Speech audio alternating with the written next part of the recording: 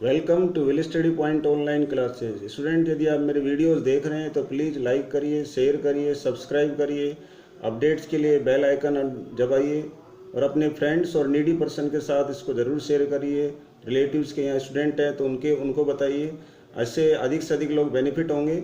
Student, आज हम start कर रहे हैं। आप मेरे जो प्रीवियस जो पार्ट्स हैं वो देख चुके होंगे। ये मेरा थर्ड पार्ट है और आज हम स्टार्ट करेंगे आगे के जो हमारे टॉपिक्स हैं चैप्टर 10 के, जिसको हम स्टडी कर रहे हैं। स्टूडेंट जो बाद में ज्वाइन कर रहे हैं उनको बता देता हूँ, ये चैप्टर 10 है लाइट, और इसमें आगे के जो टॉपिक है उनकी हम स्टडी करेंगे। पार्ट 1 और पार्ट 2 हम कंप्लीट कर चुके हैं। पार्ट 3 है ये यूजेज ऑफ कॉनकेव मिरर। तो कॉनकेव मिरर हम पहले जो है स्टडी कर चुके हैं। स्फेरिकल मिरर का एक टाइप है और इसके यूज जो है कहाँ कहाँ पर किया जाता है ये भी आपके कोर्स में है, तो देखते हैं। पहला है they are use as reflector in torch, vehicles, headlights and search light to get powerful beam of light. इनको जो है डिफरेंट थिंग्स में यूज किया जाता है।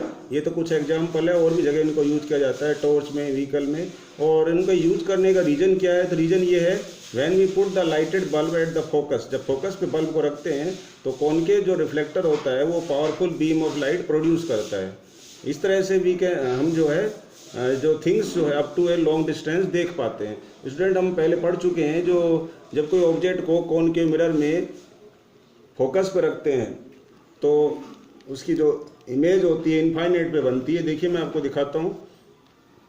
ये देखिए, ये जो है ऑब्जेक्ट है, हमने यहाँ रखा होता है फोकस पे, तो उसकी जो इमेज है ये देखिए यहाँ से जो है रेज जाती है इस तरह से। और आपको हम ये पढ़ा चुके हैं, जब फोकस से लाइंस जाती हैं तो पैरेलल निकलती हैं इस तरह से। फोकस से जाती हैं तो कैसे निकलती हैं? पैरेलल। अब पैरेलल निकल रही है तो जो उसकी जो इमेज होती है वो यहाँ पर जो इमेज बनती है वो क्या बनती है? वेरी एनलार्ज इमेज बनती है, हाईली एनलार्ज, ठीक है। और लॉन्ग डिस्टेंस तक बनती है, लॉन्ग डिस्टेंस। तो इस वजह से उसको जो है जो बल्ब होता है हेडलाइट का, उसको फोकस पे रखते हैं। उससे जो रेज निकलती हैं वो पहले रिफ्लेक्टर से टकराती है। ये जो मिरर है आपका कॉनकेव, इसके रिफ्लेक्टर से टकराती है और फिर दूर तक जाती है, ताकि जो है रोड पर जो है लॉन्ग डिस्टेंस तक ड्राइवर क्लियरली देख सके। ये सिस्टम होता है स्टूडेंट। और ऐसे ही सेम तरीका यहाँ यूज करते हैं। They are use as shaving mirror as to see the large image of the face. Face को भी वहाँ रख देते हैं। कहाँ पर रखा जाता है? फेस को हेल्ड करते हैं एट द फोकस, और then enlarge image of the face is formed. Same वही तरीका है। तीसरा जो है इसका यूजेज है, डेंटिस्ट भी यूज करते हैं इसको to see the large image. Large image देखनी हो किसकी? टीथ की, पेशेंट के टीथ की। Due to this it is easier to locate the object defect जो है इन द टूथ। टूथ के अंदर कोई डिफेक्ट है, वेरी स्मॉल कैविटी है, तो उसको फाइंड करने के लिए जो है इस मिरर का यूज किया जाता है, कॉनकेव मिरर का। These large concave mirror are use in solar energy. Solar energy में भी इसको यूज किया जाता है। वहाँ रीजन क्या है, वहाँ क्यों यूज करते हैं? क्योंकि सोलर एनर्जी में जब सोलर रेज पड़ती हैं तो वो सारी जो है क्या होती है? रिफ्लेक्ट होकर के एक पॉइंट पे मिलती है। वो पॉइंट फोकस होता है, और उस फोकस वाले पॉइंट पर जो है उसको रख देते हैं खाने को जो हमें पकाना है, और इस तरह से वो खाना पक जाता है। टू फोकस द सन्स रे फॉर हीटिंग सोलर फर्नेस। तो वो सोलर जो कुकर होते हैं उनमें भी इसी तरह का जो है सिस्टम यूज होता है। आगे बात करते हैं यूज ऑफ कॉन्वेक्स मिरर। जैसे कॉनकेव है ऐसे ही कॉन्वेक्स मिरर है।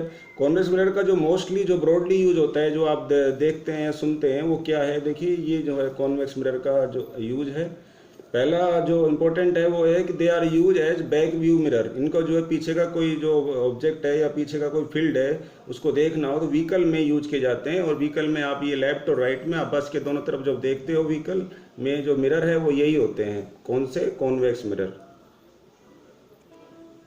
और ये कॉन्वेक्स मिरर जो है क्यों लगा रहे हैं? क्योंकि कॉन्वेक्स मिरर की नेचर क्या होती है? एक तो पहली बात ये है कि ये इरेक्ट इमेज बनाते हैं। इरेक्ट मतलब सीधी बनाते हैं। यदि पर्सन का जो हेड ऊपर है तो ऊपर ही दिखाएगा, नीचे नहीं दिखेगा, इसलिए इसमें कॉनकेव मिरर तो यूज हो नहीं सकता। दूसरी बात जो है ये कि इसमें ये जो इमेज जो बनती है वो क्या होती है? स्मॉल बनती है, उल्टा होता है उसका कॉनकेव का। तो इसलिए इसमें इमेज स्मॉल बनती है, तो पीछे का जो बहुत बड़ा जो एरिया होता है, फील्ड होता है, उसको वेरी स्मॉल जो है साइज के मिरर में हम देख सकते हैं। तो क्या होता है? इमेज जो बनती है वो डिमिनिश होती है और मच स्मॉलर होती है, और ये हमें ड्राइवर को इनेबल करती है, ड्राइवर को जो कैपेबल बना देती है कि वो लार्ज एरिया जो है ट्रैफिक का अपने पीछे जो होता है उसको देख सके। Then the plane mirror does. तो प्लेन मिरर जो है वो भी जो पीछे का एरिया दिखाता है, लेकिन वो लार्ज एरिया जो होता है पीछे का, लार्ज जो फील्ड है या लार्ज क्राउड है उसको नहीं दिखा पाता है, और ये जो है कॉनकेव मिरर दिखा देता है। और प्लेन मिरर थोड़े सा ही जो एरिया दिखा पाएगा, इसलिए कॉन्वेक्स मिरर को जो है यूज किया जाता है। कॉन्वेक्स मिरर में क्या है, डायरेक्ट इमेज दिखाता है और लार्ज जो एरिया को स्मॉल में दिखा देता है। और कॉनकेव मिरर में क्या होता है, जो ऊपर वाला हमने पढ़ा है उसमें उल्टा होता है, उसमें जो है स्मॉल ऑब्जेक्ट को बड़ा करके दिखाया जाता है। तो ये ध्यान रखना है स्टूडेंट आपको। आगे बात करते हैं, जब मिरर के सामने ऑब्जेक्ट रखते हैं तो हमें एक कंफ्यूज रहता है कि कौन सा साइन यूज करना है ऑब्जेक्ट डिस्टेंस के साथ, इमेज डिस्टेंस के साथ। इन कंफ्यूज को दूर करने के लिए स्टूडेंट बहुत सिंपल तरीका है, अभी आपको मैं टेक्निक बताऊंगा, आपको याद रखनी है। तो सबसे पहली बात आपको जो याद रखनी है वो है, all the distance are measured from pole of the mirror as origin. तो जितनी भी डिस्टेंस होती है उसको हम क्या करते हैं, को पोल से नापते हैं, और डिस्टेंस जो होती है in the direction of incident light rays are taken positive. मतलब क्या हुआ कि जो ये देखिए, मैं आपको ये डायग्राम से समझा देता हूँ। ये देखिए, ये मेरे पास मिरर है, आप देख सकते हैं ये मिरर है, और इस मिरर को आपको स्टूडेंट जो है ट्रिक ये है कि समझने के लिए बहुत आसान तरीका है। ये एक मिरर है, इस मिरर को आपको वाई डैश मानना है, और ये जो प्रिंसिपल एक्सिस है उसको एक्स और एक्स डैश मानना है। ये एक्स डैश हो गया, जो हम पढ़ चुके हैं लोअर क्लास में, एक्स एक्सिस, ये वाई एक्सिस। और जब वाई एक्सिस मानोगे तो ये क्या हो गया, पोल वाली जो लोकेशन है उसको हमें ओरिजिन मानना पड़ेगा, तो ये ओरिजिन होता है। तो ऐसे मानने से क्या, आपके सारे जो साइन है वो कभी गलत नहीं होंगे, आप आसानी से लिख सकेंगे। मान लीजिए ऑब्जेक्ट मैंने यहाँ रखा हुआ है, आप जानते हो इसमें शुरू के जो 5 केस है हम पहले वाले पार्ट में पढ़ चुके हैं। तो इमेज कहाँ बनती है, जो है मिरर के साइड, यानी कि in front of the mirror ही बनती है 5 केस में। तो मान लीजिए जो इमेज है वो यहाँ बन गई, ठीक है। अब ये डिस्टेंस जो है आपकी, जो आप नाप रहे हैं पोल से, तो पोल से जो डिस्टेंस लेते हैं वो कैसी लेते हैं, नेगेटिव लेते हैं। किसकी, ऑब्जेक्ट की। ये ऑब्जेक्ट है मेरा और ये इमेज है, ठीक है। ये ऑब्जेक्ट है और ये इमेज है। तो ये डिस्टेंस कैसी लेंगे, नेगेटिव। सपोज करिए ये डिस्टेंस मेरे पास 5 है, तो हम लिखेंगे u इक्वल्स टू -5, क्योंकि ये नेगेटिव एक्स एक्सिस होती है इधर साइड में। और ये जो इमेज है, ये सपोज करिए मेरे पास जो है ये डिस्टेंस सपोज करिए 3 सेंटीमीटर, सपोज कर रहे हैं, कुछ भी हो सकता है, 3 सेंटीमीटर है। तो हम लिखेंगे v इक्वल टू -3, क्योंकि एक्स एक्सिस इधर जो है ओरिजिन के लेफ्ट साइड में नेगेटिव होती है, ठीक है। तो आपको ये इस तरह से ये डिस्टेंस आपको याद रखनी है। एक आपने देखा स्टूडेंट, जो 6 केस होता है हमारा, उसमें जो है इमेज जो होती है वो आपको जो है बिहाइंड द मिरर बनती है, और वो बहुत बड़ी बनती है। मान लीजिए ऑब्जेक्ट यहाँ रखा हुआ है छोटा सा, और उसकी इमेज इतनी बड़ी बन रही है। तो ये ऑब्जेक्ट डिस्टेंस जो है ये लेंगे, मान लीजिए हम ये डिस्टेंस मान लीजिए 2 है। तो ये 2 जो डिस्टेंस है, तो u इक्वल टू -2 लिखेंगे, क्योंकि एक्स एक्सिस नेगेटिव होता है लेफ्ट साइड में ओरिजिन के में। और ये जो डिस्टेंस है ये वाली, ये जो डिस्टेंस है, ये जो डिस्टेंस है, इसको हम क्या करेंगे, जो है पॉजिटिव लेंगे, क्योंकि ओरिजिन के जो है राइट साइड में पॉजिटिव डिस्टेंस होती है। सपोज करिए ये डिस्टेंस जो है 3 सेंटीमीटर है, तो v कितना हो जाएगा, 3 हो जाएगा। बहुत सिंपल है। और कौन सा 3 होगा, प्लस का 3, क्योंकि ये डिस्टेंस कैसी होती है, पॉजिटिव होती है, तो ये +3 रहेगी। एक्स एक्सिस इधर जो है पॉजिटिव होता है, तो ये +3 रहेगी, और इधर क्या होगी, माइनस की होगी। तो यहाँ पर चाहे इधर मिरर के फ्रंट में चाहे आप ऑब्जेक्ट रखें चाहे इमेज रखें, वो डिस्टेंस पे जो भी नंबर है उस नंबर के सामने आपको माइनस साइन लगाना है, माइनस साइन। और यहाँ पर जो ये डिस्टेंस होती है ओरिजेंटल डिस्टेंस, ये सब ओरिजेंटल डिस्टेंस है, उन पे आपको प्लस साइन लगाना है। जो मिरर के पीछे होती है उनमें प्लस साइन लगाना है। और आपको ध्यान रखें, अब दूसरी बात बता रहा हूँ मैं, वो है हाइट। आप मान लीजिए ये हाइट जो है, सपोज करिए जो आपकी 2 सेंटीमीटर है या 2.5 है, ये मान लीजिए सपोज करिए 4 है, ये सपोज करिए 6 है। तो आपको क्या करना है, ये जो हाइट है ये वाली, ये कहलाती है एच डैश होगी 2.5, ये 2.5 हो गई। जो हमारी वाई एक्सिस होती है, जो हमारी एक्स एक्सिस के ऊपर जो वाई एक्सिस होती है वो कैसी रहती है, ओरिजिन के ऊपर पॉजिटिव होती है, तो ये पॉजिटिव हो गई, तो यहाँ प्लस साइन आएगा। और ये जो डिस्टेंस है ये कैसी रहेगी, 4 नेगेटिव रहेगी, तो ये h कहलाएगी। तो h क्या है अपने पास, -4 सेंटीमीटर, ये -4 हो जाएगी। क्यों, ओरिजिन के नीचे हम जो डिस्टेंस नेगेटिव लेते हैं। ऐसे ही आपकी ये डिस्टेंस है, आपको देखिए फिर दोबारा से ये क्या होगा, u इक्वल टू +6 रहेगा। ओरिजिन के ऊपर प्लस में लेनी है, ओरिजिन के नीचे माइनस में लेनी है। ठीक है, अब ये आपको मुझे लग रहा है क्लियर हो गया है। अब देखते हैं, यही सब कुछ मैंने यहाँ पर लिखा है। ये जो है लैंग्वेज, साइंस की लैंग्वेज उस फॉर्म में लिखा है, आपको पेपर में लैंग्वेज यही यूज करनी है, लेकिन टेक्निक ये है लर्न करने की। तो देखिए, distance in the direction of incident light. Incident light इस तरह से आती है, लेफ्ट से राइट। तो इधर साइड की जो डिस्टेंस होती है, इधर साइड की, ओरिजिन से इधर साइड की क्या ली जाती है, पॉजिटिव। और distance against the direction of incident ray, incident ray की डायरेक्शन इधर रहती है, उसके अगेंस्ट यदि हम डिस्टेंस लेंगे तो कैसी लेंगे, हम नेगेटिव लेंगे। ठीक है, ये देखिए मैंने दिखा भी रखा है, आप डायग्राम में देख सकते हैं। ये देखिए, against the direction left distance negative, right distance positive. ठीक है, और मैंने जो रूल लिखा है वो और रूल क्या है, ये देखिए, ये जो रूल लिखा है, distance perpendicular to principal axis. Principal axis जो ये है, इसके परपेंडिकुलर डिस्टेंस ये वाई वाली डिस्टेंस है, यानी कि ए बी जो है क्या लेंगे, पॉजिटिव लेंगे। देखिए लिखा है मैंने, हाइट अपवर्ड पॉजिटिव। हाइट कह दो या डिस्टेंस अबव कह दो, एक ही बात है। परपेंडिकुलर डिस्टेंस पॉजिटिव, और distance downward to the principal axis वो कैसे रहेगी, नेगेटिव। तो ये देखो नेगेटिव लिया है मैंने, प्रिंसिपल एक्सिस के नीचे है। ठीक है, तो ये आपको ध्यान रखना है। ऐसे ही इसमें अभी आप देख सकते हैं कि यदि ये डिस्टेंस आपकी नेगेटिव है तो यहाँ पर नेगेटिव साइन लगाना है। और ये जो आप पढ़ चुके हो उसी के बेसिस पर कुछ कंक्लूजन निकाले गए हैं। नोट जो है हमने लिखे हैं 3, ये कंक्लूजन है। देखिए, ये ऑब्जेक्ट डिस्टेंस जो होती है कॉनकेव मिरर में, ऑब्जेक्ट हमेशा कॉनकेव मिरर में 6 के 6 केस में इधर रखा जाता है, इधर साइड में, लेफ्ट साइड में इधर रखा जाता है, हमेशा लेफ्ट साइड में। इसलिए कैसी ली जाती है, ऑब्जेक्ट डिस्टेंस नेगेटिव ली जाती है। और कॉन्वेक्स मिरर में भी जो है ऑब्जेक्ट को लेफ्ट साइड में रखा जाता है, इसलिए भी नेगेटिव ली जाती है।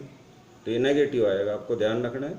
और if the image formed in front of the mirror, यदि इमेज भी यानी कि फोटो भी यदि मिरर के सामने बनती है तो आपको क्या करना है, अब आप समझ गए, सामने बनती है, एक्स एक्सिस कैसा हो गया, नेगेटिव, तो नेगेटिव लेंगे, बहुत सिंपल है। और कॉन्वेक्स मिरर की इमेज जो है यदि पीछे बनती है मिरर के, कॉन्वेक्स मिरर है उसमें हम जानते हैं इमेज कहाँ बनती है, पीछे बनती है। दोनों केस में हमने जो दिखा रखा है, तो डिस्टेंस कैसी लेंगे, पॉजिटिव लेंगे। क्यों, क्योंकि एक्स एक्सिस इधर क्या होता है, पॉजिटिव होता है, सिंपल। ओरिजिन के राइट में पॉजिटिव होता है। तो ये तो थे आपके साइन के बारे में नॉलेज, आपको क्लियर हो गया होगा अच्छे से। इसको एक बार और चाहे वीडियो को आप रिप्ले करके देख सकते हैं। नेक्स्ट है mirror formula, a formula that shows relation, जो रिलेशन दिखाए इन 3 चीज़ों के बीच में, ऑब्जेक्ट डिस्टेंस, इमेज डिस्टेंस और फोकल लेंथ जो एफ है, इनके बीच रिलेशन दिखाता है, उसे मिरर फॉर्मूला कहते हैं। अब रिलेशन क्या है, 1/v + 1/u = 1/f। स्टूडेंट याद कैसे करना है, ध्यान रखिए, मिरर फॉर्मूले के अंदर प्लस का साइन यूज होगा, क्योंकि m फॉर मिरर होता है और m फॉर मोर होता है, तो मोर मतलब प्लस, तो प्लस का साइन यूज करना है। ठीक है स्टूडेंट, ध्यान रखेंगे इस बात को। और यदि लेंस का फॉर्मूला आ जाता है तो उसमें l फॉर लेंस और l फॉर लेस होता है, तो लेंस में लेस का यानी कि माइनस का फॉर्मूला यूज करेंगे। सब कुछ ये ऐसे कैसे रहेगा, यहाँ माइनस आ जाएगा बस। ठीक है, तो आपको ये ध्यान रखना है। अगले बात करते हैं मैग्निफिकेशन कैसे निकालते हैं। मैग्निफिकेशन का मतलब होता है कि जो कोई ऑब्जेक्ट रखा हुआ है उसकी कितनी जो है, उससे कितनी बिगर और या उससे कितनी स्मॉलर जो है फोटो या इमेज बनेगी। ठीक है, तो देखिए मैग्निफिकेशन क्या है, द रेशो ऑफ द, इसको 2 तरह से डिफाइन कर सकते हैं। ठीक है, हाउ जो है larger the image is formed is called magnification, और the ratio of height of the image to the height of the object is called magnification. बहुत सिंपल है, यहाँ से फॉर्मूले से देख के डेफिनेशन लिख सकते हो आप। Ratio of height of image to height of object. Image के लिए ध्यान रखिए डैश लगाते हैं, तो ये फॉर्मूला रहता है मैग्निफिकेशन के लिए। लेकिन मैग्निफिकेशन का फॉर्मूला, मैग्निफिकेशन आपको u और v से निकालना हो तो फिर आपको m = ये यूज करना पड़ेगा, m = -v/u। ठीक है, और ये भी रिलेशन काम आ सकता है, इसमें से आपको 3 चीज देगा, वो चौथी पूछ लेगा, ऐसे भी हो सकता है। ठीक है, ये ध्यान रखें आपको। और ऐसा भी हो सकता है कि वो आपको ये 2 दे दे, तीसरी पूछ ले, हो सकता है ये 2 दे दे आपको और ये तीसरी पूछ ले, ऐसा भी हो सकता है। तो किसी भी तरह से काम आ सकता है ये फॉर्मूला। तो ये देखिए मैं आपको समझा रहा हूँ, ये मान लीजिए कोई ऑब्जेक्ट था, उसकी जो इमेज है वो क्या हुई, 6 सेंटीमीटर थी। कितनी थी, 6 सेंटीमीटर, और ये 2 सेंटीमीटर है, मान लीजिए हाइट 2 सेंटीमीटर है। तो उसका जो मैग्निफिकेशन है वो कितना हो गया, 3 हो गया, क्योंकि जो हमारी इमेज होती है उसको डिनोमिनेटर में लिखते हैं तो ये 3 आ जाएगा। और h डैश क्या हो गया, इसको मल्टीप्लाई कर दीजिए, 3h बन जाएगा, ये देखिए। तो हम यहाँ पर ये कह सकते हैं कि जो इमेज बनी है वो ऑब्जेक्ट की क्या है, 3 टाइम्स है, थ्राइस है, यानी कि इमेज बहुत बड़ी बनी है हाइट में, ऑब्जेक्ट हाइट में छोटा था। और मैग्नीफिकेशन कितना है, 3 है। मैग्नीफिकेशन की कोई यूनिट नहीं होती है, क्योंकि मीटर है या नीचे मीटर है, कैंसिल हो जाएगा, सीएम है कैंसिल हो जाएगा। तो आगे चलते स्टूडेंट, इसमें भी मैंने कुछ कंक्लूजन लिखे हैं जो हमने पढ़ चुके हैं। वही हाइट जो है हमेशा क्या रहती है, पॉजिटिव रहती है वर्चुअल इमेज की। वर्चुअल इमेज क्या बनती है, इरेक्ट बनती है। इरेक्ट कहाँ होती है, जो आपकी प्रिंसिपल एक्सिस है उसके ऊपर बनती है, इसलिए पॉजिटिव रहती है हाइट। सही बात है, पॉजिटिव रहनी चाहिए।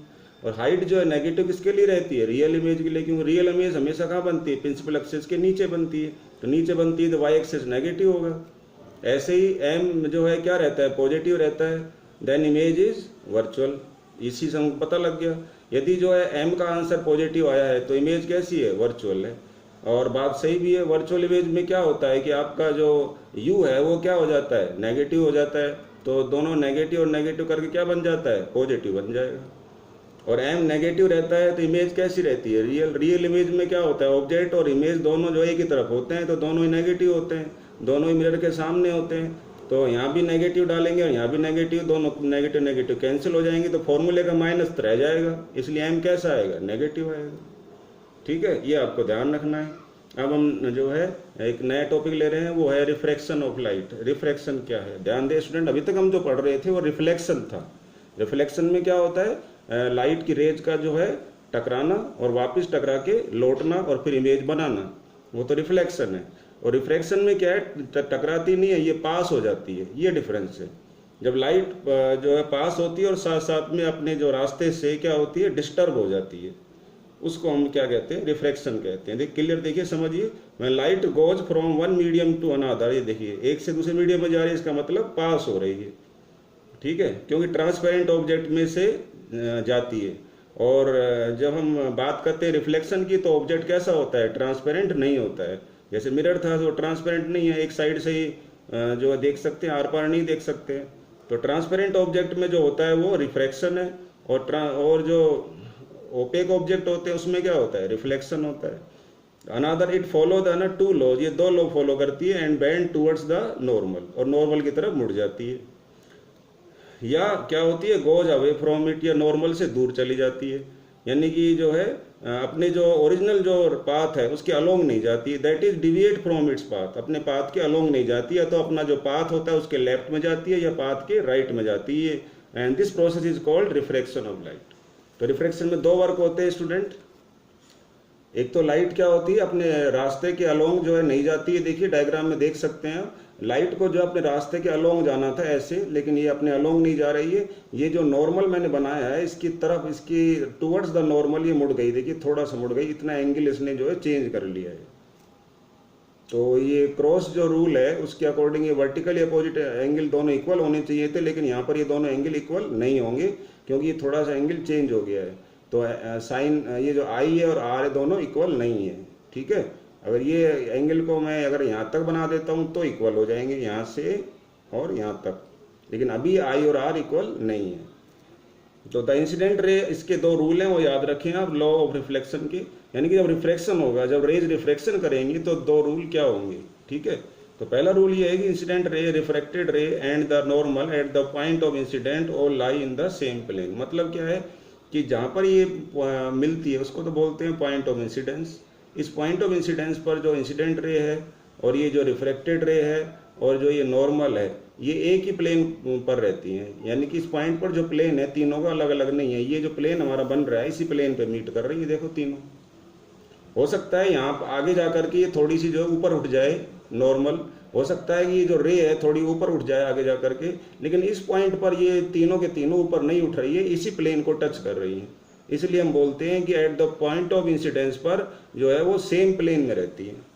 क्लियर, आगे चलते हैं। सेकंड जो रूल, ये फर्स्ट रूल वही है जो लॉ ऑफ रिफ्लेक्शन में हमने यूज किया था, फर्स्ट रूल सेम है दोनों में, लेकिन रिफ्रैक्शन का जो सेकंड रूल है वो चेंज है।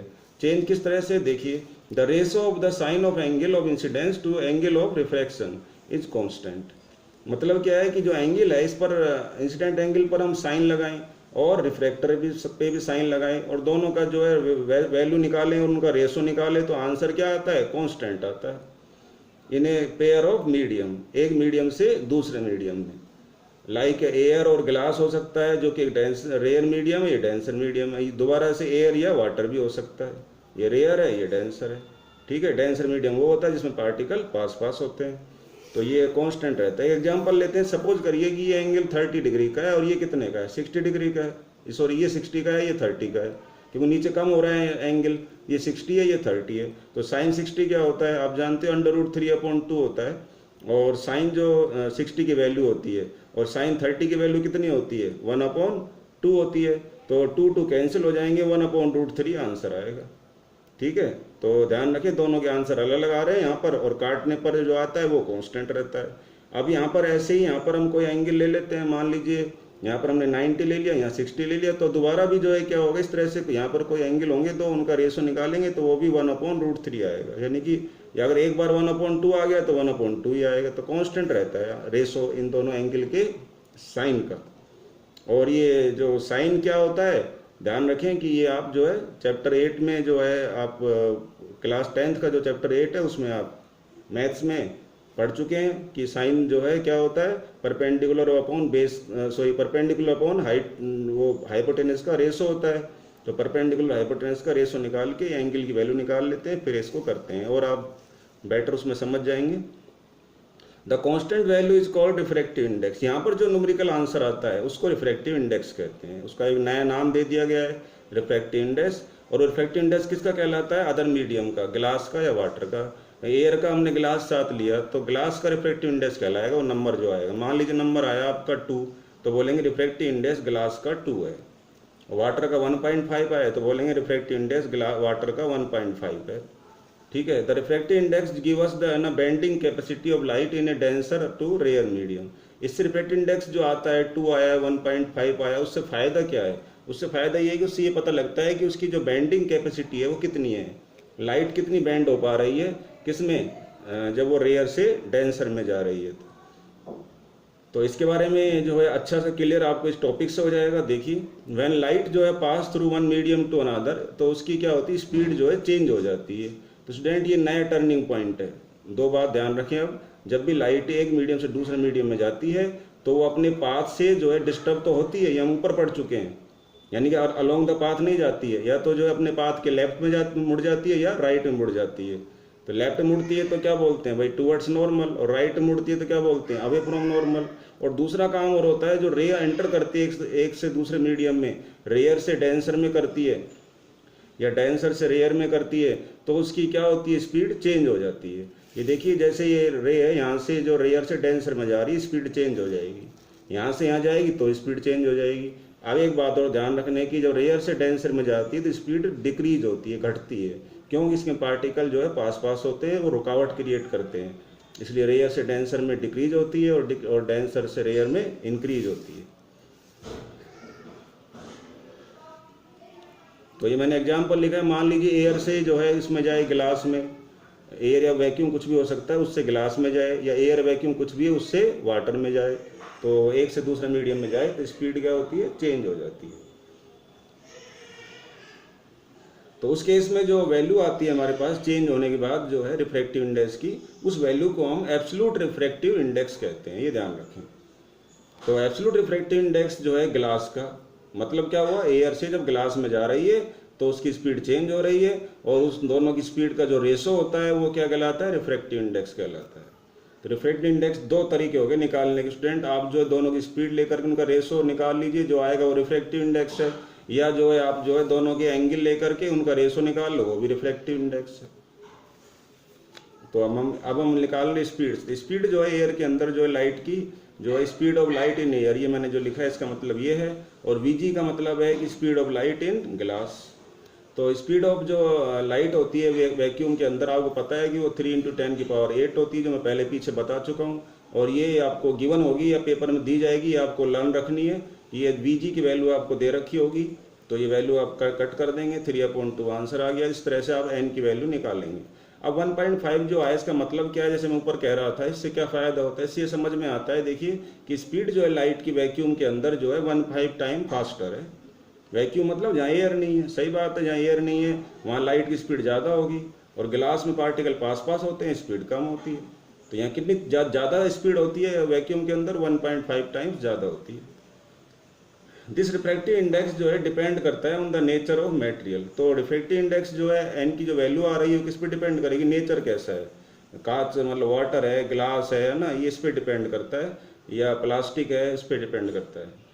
Refractive index of some material जो है हमारे पास, देखिए मैंने लिखा है एयर का 1.003 होता है, आइस का 1, यानी कि अगर जो है रे जो एयर से आइस में जाए तो आइस भी ट्रांसपेरेंट होती है, तो उसकी स्पीड जो है क्या होगी 1.31 टाइम्स डिक्रीज हो जाएगी कह सकते हो, या ये कह सकते हो कि एयर के अंदर 1.31 टाइम्स ज़्यादा होगी, किससे, आइस से। तो ये आपको दे दिया हुआ है।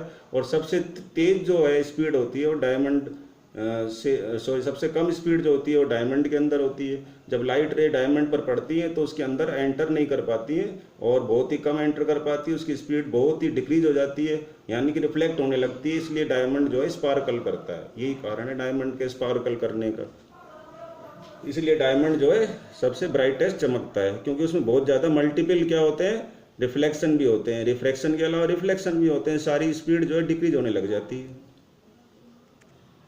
तो हाईएस्ट जो रिफ्रैक्टिव इंडेक्स हम कहेंगे किसका होता है, डायमंड का होता है। तो स्टूडेंट आई होप आपको ये सब समझ में आ गया होगा, और आपको ये वीडियो कैसा लग रहा है कमेंट ज़रूर करिए, हम ट्राई करेंगे इसको और बेटर बनाने की। कोई आपकी क्वेरीज है तो उसको भी लिखिए, ठीक है, मैं आपका रिस्पॉन्स देने की कोशिश करूँगा। Thank you.